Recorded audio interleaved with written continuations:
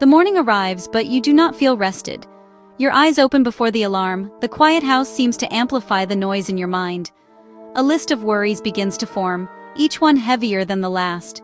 The bills on the kitchen counter seem to stare back at you, a silent reminder of what is due. Problems at work, concerns for your family, the simple exhaustion of trying to keep everything together press down on you. You take a slow, shallow breath, trying to summon the strength needed just to begin. It is so easy to feel like you are walking through this day, completely on your own.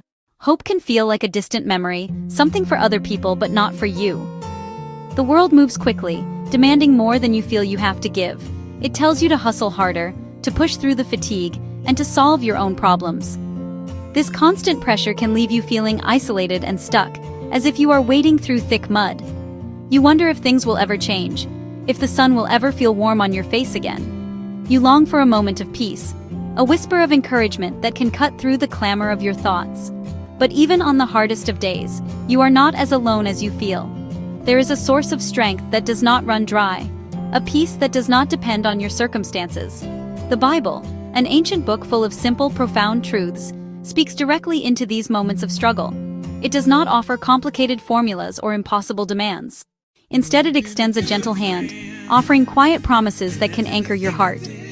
These truths are like small, steady lights that can guide you through the darkness, one step at a time, reminding you that a better day is always possible. This journey does not require a giant leap of faith. It begins with a single, small step toward a simple truth. It starts with the willingness to listen to a different voice, one that speaks of rest, guidance, and unwavering love. The path forward is not about adding more to your already heavy load, but about learning to let go. It is about discovering that you were never meant to carry all of this by yourself. Let's explore a few of these life-giving principles. For days just like this one, when all you need is a little bit of light to keep going. Let me tell you about a man named Peter, a mechanic. His hands were always stained with grease. His shoulders always ached. He worked long, hard hours to provide for his family. The weight of his responsibilities felt heavier than any engine block he had ever lifted. One evening, he came home and collapsed onto the sofa, too tired to even speak. He felt a deep weariness in his soul. The burden felt crushing. He was losing hope. That night, his next-door neighbor brought over a warm casserole. She did not say much at first. She simply sat with him. After a while, Peter started talking. Worries about money, exhaustion, the feeling he was failing. When he finished, she read a single, gentle verse to him. Jesus once said, "Come to me, all you who are weary and burdened, and I will give you rest." The words were simple, but they landed in Peter's heart like a cool drink of water on a hot day. That night, before he fell asleep, Peter prayed a very short prayer. God, I am so tired. Please help me. It was not a fancy prayer, but it was honest. A small portion of the load felt lifted. He slept more deeply that night than he had in months. When he woke up, the morning light seemed just a little bit brighter than before. This powerful verse is not a command to do more. It is an invitation to do less. It is a call to stop striving and start resting. The practical action you can take today is beautifully simple. When you feel that heavy weight, pause. Take 3 slow, deep breaths, and with each exhale, imagine yourself letting go of a worry.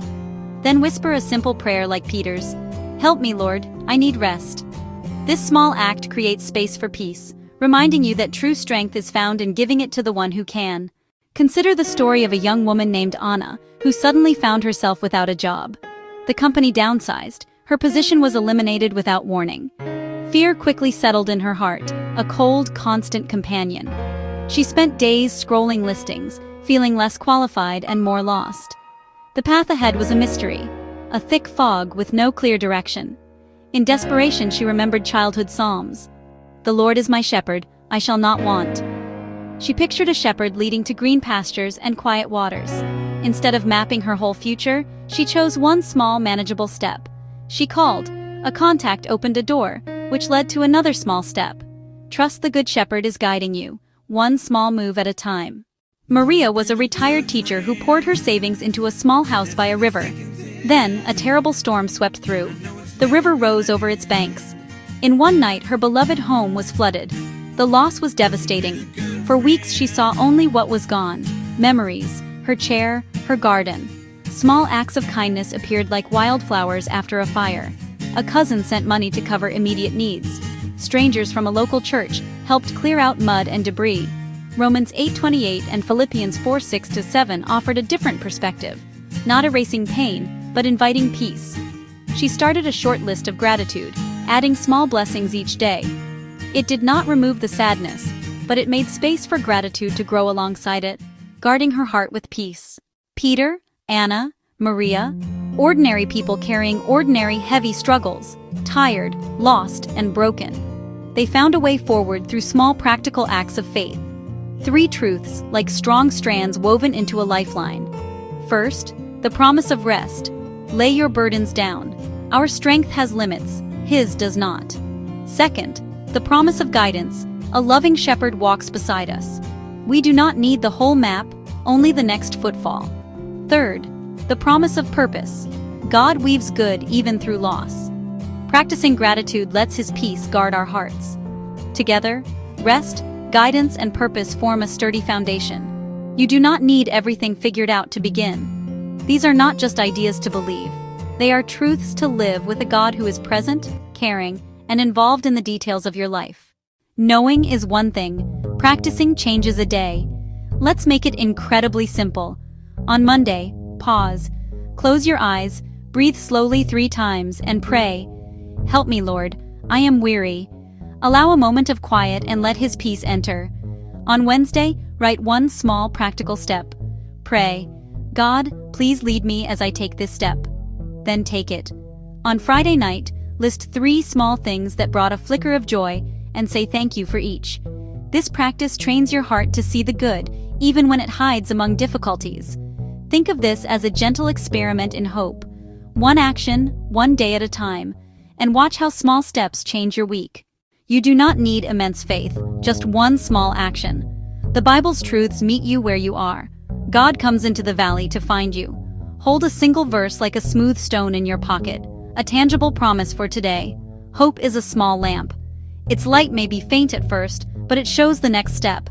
If you feel lost, tired, or stuck, remember, you are not walking alone. God sees you, knows your name, and cares. May the Lord help you find rest when you are weary. May He guide your steps when you are unsure.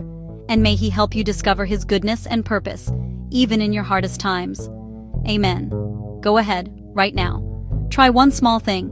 Breathe, pray, write one step, look for one blessing. The journey toward a lighter day has already begun.